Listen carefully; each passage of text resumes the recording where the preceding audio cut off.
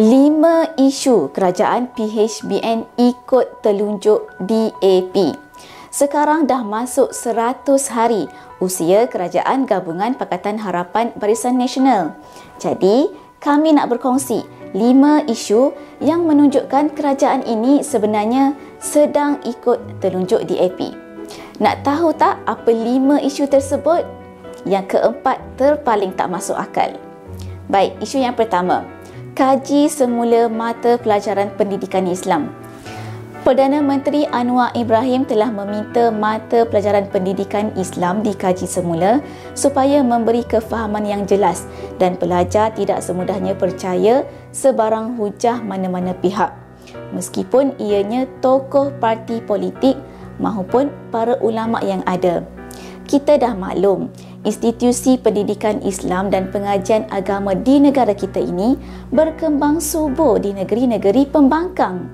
Permintaan PM ini seolah-olah menanam rasa curiga serta menimbulkan polemik terhadap hal ehwal umat Islam yang boleh mengundang perpecahan. Selain itu, ia juga boleh memarakkan agenda liberalisme dan pluralisme ke dalam pendidikan pelajar. Yang kedua, penceroboh tanah disantuni. Baru-baru ini berlaku di Pahang seramai 500 penceroboh tanah yang berkumpul bersama wakil rakyat DAP menuntut untuk berunding.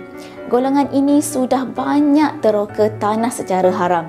Adakah rundingan tersebut untuk ditawarkan geran? Terdahulu, di Perak, DAP pernah menuntut geran pendudukan tanah sehingga 999 tahun.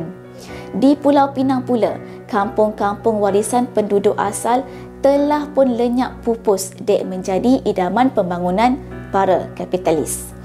Adakah kita sedar perkara ini? Yang ketiga, muslihat menangani masalah perumahan negara. Baru-baru ini, Menteri Pembangunan Kerajaan Tempatan KPKT Ngah Koming bersungguh-sungguh membawa masuk pakar dari Lembaga Perumahan dan Pembangunan iaitu HDB Singapura ke KPKT. Ramai yang mengkritik kerana risau jika kerjasama ini boleh membuka ruang keselamatan dan kedaulatan negara untuk diakses pihak asing. Menteri KPKT pula cuba nak merasionalkan tindakan ini sebagai kerjasama antara kerajaan seperti yang pernah diadakan. Tetapi hakikatnya ramai yang tahu sejarah rancangan perumahan Singapura adalah merupakan sebahagian agenda strategik dan licik parti pemerintah negara itu iaitu PAP. Keempat pula, penjualan mercun telah dihalalkan khusus untuk anak-anak muda. Kalau nak tahu, sejak tahun 1995, kerajaan telah mengharamkan penjualan mercun dan bunga api.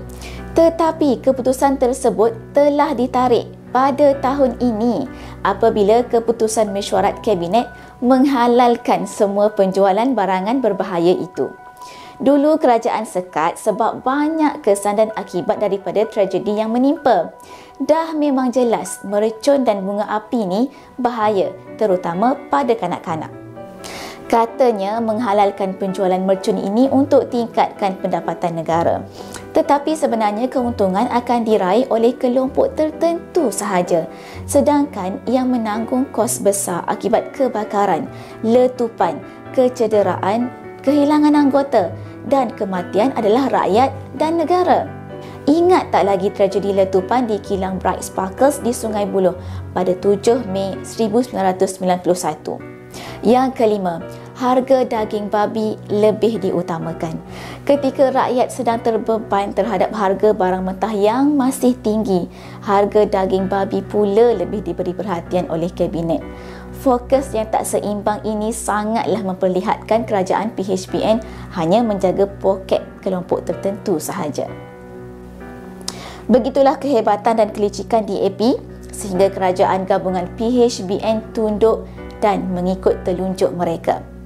Diam-diam DAP rupanya berisi.